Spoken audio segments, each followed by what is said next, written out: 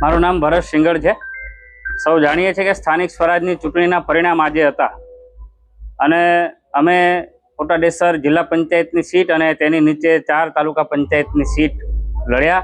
આજે એમનું પરિણામ આવ્યું।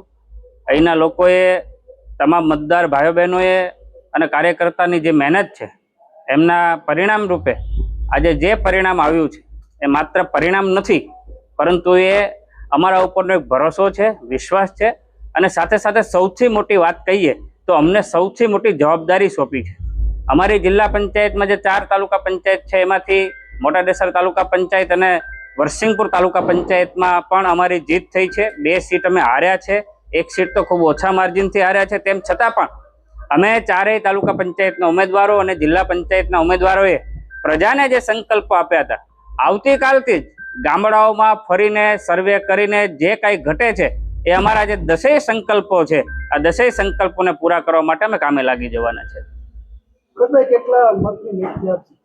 જિલ્લા પંચાયતમાં 613 મતે અમે જીત્યા છે અને તાલુકા પંચાયતમાં વરસિંગપુર તાલુકા પંચાયત સીટ 300 કરતાં વધારે મતોથી જીત્યા છે।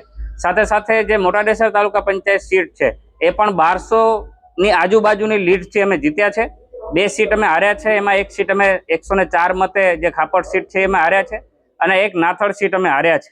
પરંતુ અમે ફક્ત ત્યાં વાયદાઓ કરી અને વાતો કરીને નથી હાર્યા છે। તેમ છતાં પણ જે અમારા 10 સંકલ્પો છે એ અમે પૂરા કરીશું। જે ઉમેદવારો હાર્યા છે એ પણ આવતીકાલથી વિસ્તારમાં મહેનત લાગી જશે, વિસ્તારના લોકો માટે કામ કરશે।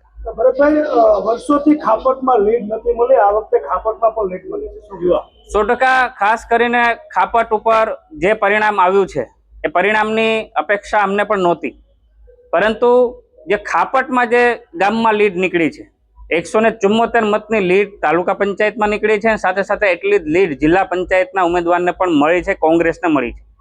આ જીત જે છે એ અહીંના જે આગેવાનો છે તે જે રાત દિવસ સુધી દોડતા હતા, અહીંના જે યુવાનો છે એ પણ સતત દોડતા હતા, લોકોને સમજાવતા હતા, યુવાવાદની વાત કરતા હતા, શિક્ષાની વાત કરતા હતા, વિકાસની વાત કરતા હતા અને જે મહેનત ગામના લોકોએ કરી છે એ મહેનતના પરિણામ રૂપે આજે આ લીડ મળી છે।